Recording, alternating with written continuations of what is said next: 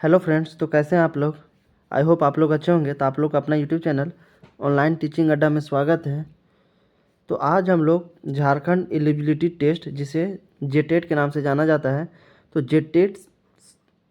जेटेट में जो है, जेटेट का सिलेबस अगर आप देखेंगे तो मैथ भी पूछा जाता है ना। जेटेट की सिलेबस की अगर हम बात करें तो झारखंड टीचर एलिजिबिलिटी टेस्ट में जो है, अगर हम प्राइमरी की बात करें, प्राइमरी लेवल की, तो प्राइमरी लेवल 1 to 5 में जो है, अगर सिलेबस की बात करें तो सिलेबस क्या है, सीडीपी से 30 क्वेश्चंस पूछे जाते हैं, चाइल्ड डेवलपमेंट पेडागोजी से 30 क्वेश्चंस पूछे जाते हैं।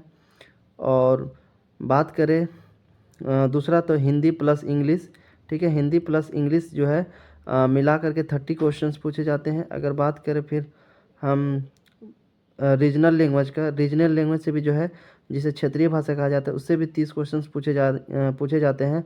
और चौथा जो है आपका, अगर हम मैथ की बात करें तो मैथ से भी जो है 30 क्वेश्चंस पूछे जाते हैं। और एक है, पहले ईवीएस पूछा जाता था, लेकिन ईवीएस को जो है चेंज करके हटा दिया गया है और इसके जगह पे जो है जीके कर दिया गया है, जनरल नॉलेज। ठीक है, तो ये जो है टोटल 150 मार्क्स का होता है झारखंड टेट, जिसमें सीडीपी 30, हिंदी इंग्लिश 30 और रीजनल लैंग्वेज क्षेत्रीय भाषा से भी 30 क्वेश्चंस होते हैं और मैथ से 30 क्वेश्चंस पूछे जाते हैं और जनरल नॉलेज से भी 30 क्वेश्चंस पूछे जाएंगे, यानी टोटल 150 क्वेश्चन का होगा। उसमें हम लोग जो है, ये मैथ वाला जो सेक्शन है 30 मार्क्स का, इसको हम लोग कंप्लीट करेंगे ना। मैथ से भी क्वेश्चन होते हैं और मैथ का जो सीडीपी होता है 20+10 का रेशियो होता है। 20 क्या होगा, मैथ से क्वेश्चन पूछे जाएंगे और जो 10 क्वेश्चन होंगे ये मैथ पेडागोजी से पूछे जाएंगे। तो चलिए हम लोग आज इस सेशन में मैथ से रिलेटेड जो है, जो इस तरीके से इंपॉर्टेंट क्वेश्चंस पूछे जाते हैं, छोटे क्वेश्चंस, उसको हम लोग देखेंगे। तो ये जो है पार्ट वन होगा। इसी तरीके से जो है मैं 10-15 वीडियो बनाऊंगा मैथ से रिलेटेड, तो लगभग 150-200 क्वेश्चन जो है कवर हो जाएगा। तो इसी तरीके का क्वेश्चन जो है पूछे जाते हैं, तो आपको इसी पैटर्न से जो है आप लोगों को तैयारी करना है। तो चलिए स्टार्ट करते हैं वन बाय वन और सारे क्वेश्चंस को हम लोग कॉन्सेप्ट वाइज सॉल्व करते हैं। ये तो था सिलेबस के बारे में थोड़ा सा डिस्कशन। आई होप आप लोग समझ गए होंगे। पहला क्वेश्चन है, एक आयत की लंबाई l है। पहला क्वेश्चन क्या है, सारे जो है प्रीवियस ईयर क्वेश्चन है, किसी ना किसी टीचर एलिजिबिलिटी टेस्ट से क्वेश्चन जो है पूछे गए हैं, उसी से लिया गया। कुछ क्वेश्चन सीटेट के है, कुछ जो है बिहार टेट से लिया गया है और कुछ क्वेश्चन जो है झारखंड टेट से भी लिया गया है। तो इसी तरीके से जो प्रीवियस ईयर क्वेश्चन पूछेंगे, सारे उसी पैटर्न को फॉलो करते हुए मैं आप लोगों को क्वेश्चन जो है करवाऊंगा। पहला क्वेश्चन पूछा गया है, एक आयत की लंबाई l है और इसकी चौड़ाई लंबाई की आधी है। तो सबसे पहले चलिए आयत बनाते हैं, हम लोग रेक्टेंगल बनाते हैं, उसके बाद चीज़ों को समझते हुए हम लोग आगे बढ़ेंगे। मान के चलिए कोई रेक्टेंगल बनाए ABCD। अब क्या कहता है, एक आयत है जिसकी लंबाई क्या है, l है और उसकी चौड़ाई लंबाई की आधी है। इसकी जो चौड़ाई है वो लंबाई की आधी है, तो इसकी चौड़ाई क्या हो जाएगी, l/2 हो जाएगी। फिर क्वेश्चन पूछ रहा है, इस आयत का परिमाप क्या होगा। ठीक है, इस आयत का परिमाप क्या होगा यदि इसकी लंबाई दोगुनी कर दी जाए। इसकी जो है लंबाई अगर दोगुनी कर दी जाए और उसकी चौड़ाई को जो है समान रखा जाए। क्या बोला जा रहा है, इसकी लंबाई में अगर दोगुनी कर दिया जाए और इसका जो चौड़ाई है सेम रखा जाए, तो इस आयत का जो है परिमाप क्या होगा। तो चलिए, ये क्वेश्चन के अकॉर्डिंग हम लोगों ने बना लिया। अब हम लोग जानते हैं आयत का परिमाप क्या होता है। आयत का जो परिमाप होता है, आयत का परिमाप, तो आयत का परिमाप बराबर होता है 2 लेंथ प्लस ब्रेथ, यानी 2 लंबाई प्लस चौड़ाई। तो लंबाई कितना दिया गया है, 2l है, प्लस चौड़ाई l/2 है, तो क्या हो जाएगा 4l प्लस l, तो 5l/2। 2 क्या हो जाएगा, कैंसल आउट हो जाएगा, तो फाइनली क्या बचेगा 5l। तो इस आयत का जो परिमाप होगा, ठीक है, इस रेक्टेंगल का जो पेरीमीटर होगा वो कितना होगा, 5l हो जाएगा। तो ऑप्शन 4 जो होगा राइट आंसर होगा। चलिए नेक्स्ट क्वेश्चन की बात करते हैं। नेक्स्ट क्वेश्चन क्या कह रहा है, एक समचतुर्भुज के विकर्णों की लंबाई 8 सेंटीमीटर है एवं 6 सेंटीमीटर है, इसका परिमाप क्या होगा। समचतुर्भुज, तो चलिए सबसे पहले समचतुर्भुज बनाते हैं।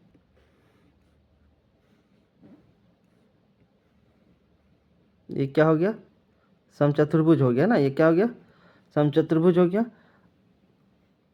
अब क्या क्वेश्चन पूछा जा रहा है कि विकर्णों की लंबाई 8 सेंटीमीटर और 6 सेंटीमीटर है। विकर्णों की जो लंबाई है वो 8 सेंटीमीटर और 6 सेंटीमीटर है।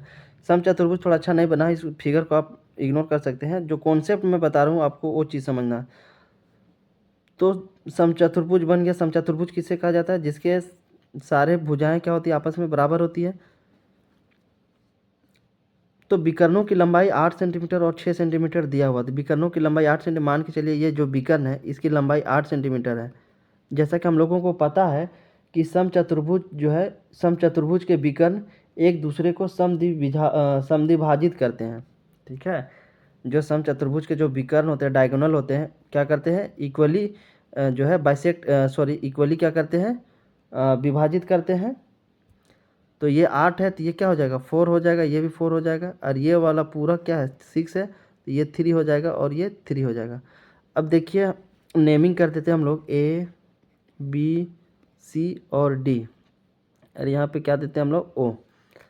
यहाँ पे कितना डिग्री बना रहा है, 90 डिग्री बना रहा है। तो ट्राइंगल ए ओ डी में अगर हम देखें, ट्राइंगल ए ओ डी में, तो ट्राइंगल ए ओ डी में क्या है, ये परपेंडिकुलर है। परपेंडिकुलर पी क्या है, 4 सेंटीमीटर है। और अगर हम बेस की बात करें तो बेस कितना है, 3 सेंटीमीटर है। और ये क्या हो जाएगा, ये हो जाएगा हाइपोटेनस, यानी ये जो होगा हाइपोटेनस हो जाएगा। तो एच अगर हम निकाल लेंगे तो एक साइड समचतुर्भुज का एक साइड का भुजा निकल जाएगा। जब एक साइड का निकल जाएगा तो 4 से गुना कर देंगे तो क्या हो जाएगा, इस समचतुर्भुज का पूरा परिमाप निकल जाएगा। तो हाइपोटेनस का फॉर्मूला हम लोग जानते हैं क्या होता है, पी का स्क्वायर प्लस बी का स्क्वायर। तो एच इज इक्वल टू क्या हो जाएगा, पी कितना है, 4 है, तो 4 इंटू 4 16 प्लस 9 हो जाएगा। तो एच इज इक्वल टू 25, तो H is equal to finally 5 centimetre हो जाएगा। तो हाइपोटेनस कितना निकला, ये वाला जो साइड निकला 5 सेंटीमीटर हो जाएगा। अब पूरे समचतुर्भुज का जो है परिमाप निकालना है तो क्या हो जाएगा, 5 इंटू 4, चार साइड होता है, 4 भुजा होता है, तो 5 इंटू 4 इंटू 20 सेंटीमीटर। तो इस समचतुर्भुज का जो परिमाप हो जाएगा कितना हो जाएगा, 20 सेंटीमीटर। चलिए नेक्स्ट क्वेश्चन की बात करते हैं। हिंदू अरबी संख्यान पद्धति में 4 अंक वाली कितनी संख्याएं हैं। अगर ऐसा क्वेश्चन पूछे कि 4 अंकों वाली संख्या कितनी है, 2 अंकों वाली, 3 अंकों वाली, जो है टोटल संख्याएं कितनी है, तो इसको कैसे बनाना है।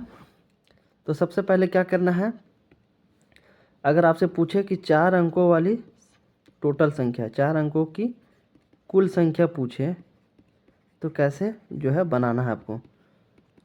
तो सबसे पहले क्या करना है, 4 अंकों की सबसे बड़ी संख्या निकालिए। 4 अंकों की सबसे बड़ी संख्या, 4 अंकों की सबसे बड़ी संख्या। तो 4 अंकों की सबसे बड़ी संख्या कौन सा होगा, 4 अंकों की सबसे बड़ी संख्या जो होगा 999 हो जाएगा। और फिर 4 अंकों की सबसे छोटी संख्या, 4 अंकों की सबसे छोटी संख्या कौन सा होगा, 1100 हो जाएगा। तो अगर पूछे 4 अंकों की कुल संख्या कितनी है, तो सबसे पहले 4 अंकों की बड़ी संख्या लिख लेना है, फिर 4 अंकों की सबसे छोटी संख्या लिखना है, उसके बाद क्या करना है, दोनों को माइनस कर देना है। यानी 4 अंकों की सबसे बड़ी संख्या माइनस 4 अंकों की सबसे छोटी संख्या प्लस 1 कर देना है। प्लस क्या कर देना है, 1 कर देना है, प्लस 1 कर देना है। तो यहाँ पे कितना हो जाएगा, 9,999 में 1,000 चला जाएगा तो कितना बचेगा, 8,999 प्लस 1 जोड़ेंगे जब तो 9,000 हो जाएगा। तो 4 अंकों की टोटल संख्या कितने हुआ, 9,000 है ना। टोटल 4 अंकों की संख्या कितनी हुई, 9,000 है ना। 4 अंकों की टोटल संख्या कितनी हुई, 9,000। इसी तरीके से अगर क्वेश्चन पूछे 3 अंकों की कुल संख्या, ठीक है, क्वेश्चन अगर पूछे 3 अंकों की कुल संख्या कितनी है, 3 अंकों की कुल संख्या, 3 अंकों की कुल संख्या, तो कैसे निकालना है 3 अंकों की कुल संख्या। तो सबसे पहले 3 अंकों की सबसे बड़ी संख्या, 3 अंकों की सबसे बड़ी संख्या क्या होगा, 999, फिर माइनस 3 अंकों की सबसे छोटी संख्या, 3 अंकों की सबसे छोटी संख्या 100 प्लस 1, तो कितना हो जाएगा, 899 प्लस 1 यानी 900। 900। 3 अंकों की जो है टोटल संख्या कितनी होती है? 900। अगर इसी तरीके से 2 अंकों का पूछे, 2 अंकों की कुल संख्या, तो इस कैसे निकाला जाएगा? 2 अंकों की कुल संख्या अगर पूछे तो 2 अंकों की सबसे बड़ी संख्या क्या होगा? 99 माइनस 2 अंकों की सबसे छोटी संख्या 10 प्लस 1, तो 89 प्लस 1 इज इक्वल टू 90। तो 2 अंकों की कुल संख्या कितनी हो जाएगी? 90 हो जाएगी। 3 अंकों की कुल संख्या 900 हो जाएगी और 4 अंकों की कुल संख्या 9000 हो जाएगा। यहाँ पे क्वेश्चन पूछा गया था कि 4 अंक वाली कुल कितनी संख्या होगी, तो इसका सही आंसर कौन सा हो जाता? ऑप्शन 2 9000। ठीक है, तो ये प्रोसेस है, इस प्रोसेस के थ्रू आप जो है चीज़ें को निकाल सकते हैं। नेक्स्ट क्वेश्चन पूछा जा रहा है 500 सेंटीमीटर, 50 मीटर और 50 किलोमीटर बराबर हैं। 500 सेंटीमीटर, 50 मीटर और 5 किलोमीटर जो है वो किसके बराबर होगा? देखिए ऑप्शन दिया गया है मीटर में। क्या दिया गया है? मीटर में दिया गया है। तो सबसे पहले आपको क्या करना है? मीटर में कन्वर्ट करना है। ये किलोमीटर में दिया गया है तो इसको पहले जो है मीटर में बनाना होगा, और ये तो जो है मीटर में पहले से ही दिया हुआ है। फिर 500 सेंटीमीटर को क्या करना होगा? मीटर में आप लोगों को बनाना होगा। तो चलिए हम लोग बनाते हैं। चूँकि हम लोग जानते हैं 1 मीटर बराबर 100 सेंटीमीटर होता है। ठीक है, 1 मीटर बराबर 100 सेंटीमीटर, तो 500 सेंटीमीटर बराबर कितना हो जाएगा? 500 upon 100 is equal to 5 metre हो जाएगा। 5 मीटर हो जाएगा। तो 500 सेंटीमीटर बराबर कितना हुआ? 5 मीटर हुआ। अब बात करते हैं 5 किलोमीटर का। 5 किलोमीटर को किस में बदलेंगे हम लोग? मीटर में बदलेंगे। तो 1 किलोमीटर बराबर होता है 1 किलोमीटर बराबर 1000 मीटर होता है। तो 5 किलोमीटर कितना हो जाएगा? 5 किलोमीटर को अगर हम बदलेंगे तो हो जाएगा 5 into 1000 is equal to 5000 metre. तो देखिए अब सब कन्वर्ट हो गया। 500 सेंटीमीटर बराबर 5 metre plus 50 metre plus 5 kilometre को हम मीटर में जब कन्वर्ट किया तो कितना आया? 5000 मीटर प्लस 5000 ऐड कर दीजिए। जब ये तीनों को जोड़ेंगे तो कितना हो जाएगा? आपका 5055 मीटर हो जाएगा। इसी तरीके के जो है कॉन्सेप्चुअल छोटे छोटे क्वेश्चन जो है जेटेट में पूछे जाते हैं प्राइमरी लेवल पे, या फिर आप जो बोल सकते हैं 1 to 5 में भी और 6 to 8 में भी जो है इसी तरीके के मैथ के क्वेश्चंस जो है पूछे जाते हैं। तो ऑप्शन जो होगा थर्ड इसका राइट आंसर होगा। नेक्स्ट है 63,600 में 6 स्थानीय मानों का योगफल क्या होगा? क्वेश्चन पूछा जा रहा है कि 63606 में 6 के स्थानीय मानों का जो है योगफल कितना होगा? अगर इस तरीके का क्वेश्चन पूछे तो सब बनाना कैसे है, सॉल्व कैसे करना है? तो पहले बाएं तरफ से स्टार्ट करना है। ठीक है, 6 का स्थानीय मान पूछा है। सबसे पहले याद रखिएगा जिसका पूछे उसी को कंसीडर करना है। यहाँ पूछ रहा है 6 के स्थानीय मानों का योगफल। यहाँ पे देखिए 6 कितना है? 1 है, 2 है और 3 है। तो बाएं से स्टार्ट कीजिए। पहले 6 के स्थानीय मान क्या होगा? बाएं तरफ से अगर हम देखें, इधर से देखें, बाएं तरफ से देखें, तो पहले 6 का स्थानीय मान क्या होगा? पहले 6 का स्थानीय मान, पहले 6 का स्थानीय मान कितना हो जाएगा? 6 इंटू इकाई दहाई सैकड़ा हज़ार इंटू 1000 हो गया, इंटू इकाई दहाई सैकड़ा हज़ार ना, कितना हो जाएगा? तो इसका आंसर आंसर बोले तो कितना हो जाएगा? 60,000 हो जाएगा। ठीक है, अब 6 है, दूसरे 6 का स्थानीय मान कितना होगा? दूसरे 6 का स्थानीय मान कितना होगा? 6 इंटू 100 600 हो जाएगा। तीसरे 6 का स्थानीय मान कितना होगा? तीसरे 6 का स्थानीय मान तो 6 इंटू 1 हो जाएगा इज इक्वल टू 6। तो कितना आया? 6 आया, 600 आया और 60,000 आया। जब इसको आप ऐड करेंगे, ठीक है, जब आप इसको ऐड करेंगे जब आप इसको ऐड करेंगे तो कितना हो जाएगा, ये हो जाएगा आपका 60,606 है ना। तो ऑप्शन फर्स्ट इसका राइट आंसर है। इस तरीके से जो है जब भी स्थानीय मान का क्वेश्चन पूछे तो आपको इस तरीके से अप्रोच करना है। नेक्स्ट क्वेश्चन पूछा जा रहा है 5, 6, 7, 1 और उसके अंकों को पलट देने पर प्राप्त संख्या का अंतर क्या होगा। एक संख्या दिया गया है 5, 6, 7, 1। बोल रहा है जब इसको पलट देंगे और पलट देने के बाद अंतर करेंगे, जब माइनस करेंगे तो वो संख्या कौन सा होगा। तो पलट देते हैं 1, 7, 6, 5, फिर इसको क्या करना है, माइनस करना है।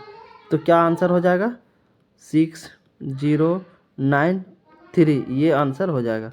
तो क्वेश्चन पूछा गया था ये जो संख्या दिया गया है जब इस संख्या को आपस में पलट देंगे और दोनों संख्या को माइनस कर देंगे तो क्या वैल्यू आएगा। तो ये वैल्यू कितना होगा, 3906। तो ऑप्शन 4 इसका राइट आंसर है। नेक्स्ट क्वेश्चन है नीचे दिए गए पैटर्न का अध्ययन कीजिए। 1 इंटू 1, 11 इंटू 11, 121, 111 इंटू 11, तो इसका वैल्यू कितना आता है, 1, 2, 3, 2, 1। फिर फाइनली पूछ रहा है कि जब 1, 1, 1, 1 को मल्टीप्लाई करेंगे इतना से तो कितना होगा। तो जब ये दोनों संख्या को मल्टीप्लाई करेंगे तो वो वैल्यू कितना आएगा, वो जो वैल्यू आएगा आपका 1, 2, 3, 4, 5, 4, 3, 2, 1 होगा। तो ये बहुत ही इजी क्वेश्चन है, कोई भी जो है पैटर्न को फॉलो करते हुए इसको जो है आंसर निकाल सकता था। नेक्स्ट क्वेश्चन है निम्नलिखित में कौन सा सही है, कौन सा जो है सही है। 1000 के परवर्ती का पूर्ववर्ती 1000 है। पहले समझिए परवर्ती क्या होता है, परवर्ती होता है +1, ठीक है, और पूर्ववर्ती होता है -1। अगर आपको पूछे कि 3 का परवर्ती कौन होगा तो 3 के बाद कौन आता है, 4 आता है, यानी 3 + 1 4 हो गया। और अगर पूछे 3 का पूर्ववर्ती कौन है, 3 का पूर्ववर्ती संख्या कौन है, 3, तो 3 का पूर्ववर्ती संख्या यानी 3 से पहले कौन आता है, 3 से पहले कौन आता है, 3 - 1 तो 2 है। तो याद रखिएगा परवर्ती मतलब बाद की संख्या, पूर्ववर्ती पहले की संख्या है ना। परवर्ती पूछेगा तो +1 करना है और पूर्ववर्ती अगर पूछे तो -1 करना है। अब चलिए देखते हैं कौन सा ऑप्शन सही है। पहला ऑप्शन है 1000 के परवर्ती, 1000 के परवर्ती यानी 1000 है तो 1000 का परवर्ती कितना होगा, परवर्ती बोले तो 1000 से आगे की संख्या, आगे की संख्या को जब हम 1 से जोड़ देंगे तो कितना हो जाएगा, 1001 हो गया, 1001 हो गया। अब पूछ रहा है 1000 के परवर्ती, तो 1000 का परवर्ती कितना हुआ, 1001 हुआ। अब बोल रहा है इसका पूर्ववर्ती, इसका कितना, इसका पूर्ववर्ती कितना होगा। तो इसका पूर्ववर्ती कितना हो जाएगा, 1001 को जब -1 करेंगे तो 1000 हो जाएगा। तो ऑप्शन 1 तो बिल्कुल सही है। 1000 के परवर्ती का अगर हम पूर्ववर्ती निकालें तो क्या होगा, 1000 ही होगा, जैसा कि आप देख रहे होंगे। तो ऑप्शन 1 जो होगा इसका राइट आंसर होगा। नेक्स्ट है एक पेंसिल का मूल, एक पेंसिल का जो मूल है कितना है, इतना है, तो अमित 1.5 दर्जन पेंसिल खरीदता है। अमित जो है कितना पेंसिल खरीदता है, 1.5 दर्जन खरीदता है, यानी 1.5 जो है डजन खरीदता है। और हम लोग को पता है कि एक दर्जन में कितना होता है, 12 होता है, और तो हाफ दर्जन में 6 हो जाएगा, तो 12, 6, 18 पेंसिल खरीदता है, 18 पेंसिल खरीदता है। और दुकानदार को 100 रुपये का नोट देता है, उसे कितने रुपये जो है दुकानदार वापस करेगा। ये क्वेश्चन भी काफ़ी इजी है कि एक पेंसिल का जो कीमत था इतना था, जब इसको हम तोड़ेंगे तो कितना हो जाएगा, 5/2 RS, यानी एक पेंसिल का जो दाम हो गया, एक पेंसिल का जो कीमत हुआ कितना हो गया, 5/2 रुपया हो गया। अब बोल रहा है कि अमित जो है 18 पेंसिल खरीदता है, तो 18 पेंसिल का कीमत कितना हो जाएगा, 5/2 हो जाएगा, यानी 2, 9, 18 तो 45, यानी 18 पेंसिल का जो कीमत होगा 45 होगा।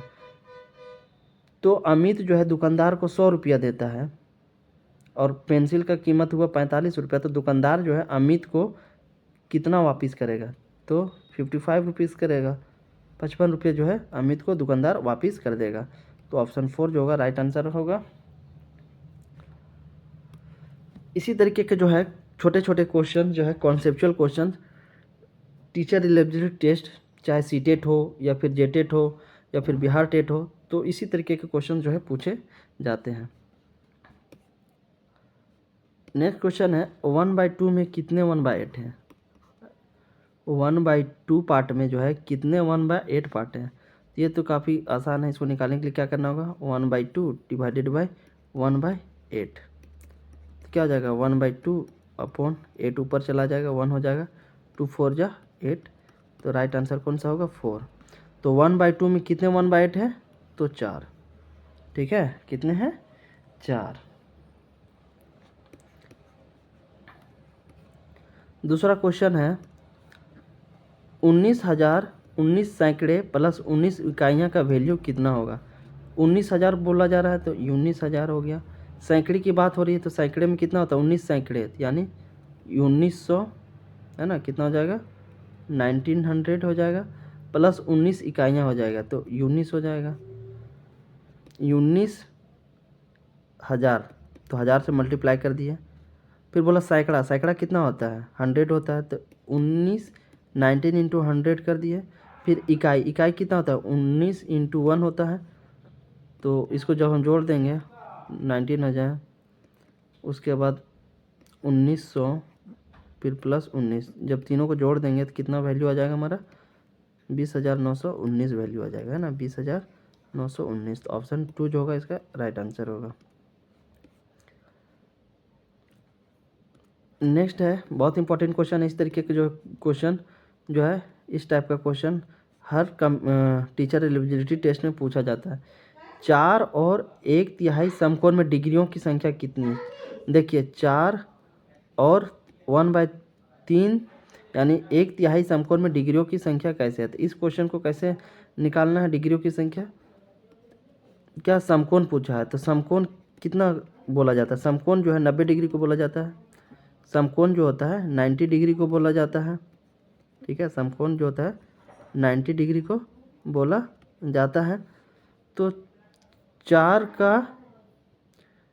और 1/3 समकोण में डिग्रियों की संख्या कितनी होगी, तो 4 इंटू 90 प्लस 1/3 1/3 इंटू 90, जब इसको कट करेंगे तो 30 हो जाएगा, इसको मल्टीप्लाई करेंगे तो 360 प्लस 30, तो फाइनली 390 हो जाएगा। तो 4 और 1/3 समकोण में डिग्रियों की जो संख्या होगी वो 390 होगी, तो ऑप्शन 3 इसका राइट आंसर होगा। इस तरीके से जो भी इम्पोर्टेंट क्वेश्चन थे, ये पार्ट 1 था।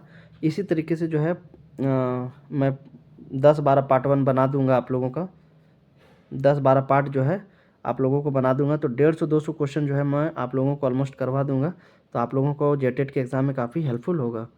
इसी तरीके का अगर वीडियो आप चाहते हैं तो मेरे यूट्यूब चैनल को लाइक करना, शेयर करना और बेल आइकन को जरूर हिट करना, ताकि जब भी मैं इस तरीके का वीडियो अपलोड करूँ तो सबसे पहले आप तक नोटिफिकेशन पहुँचे।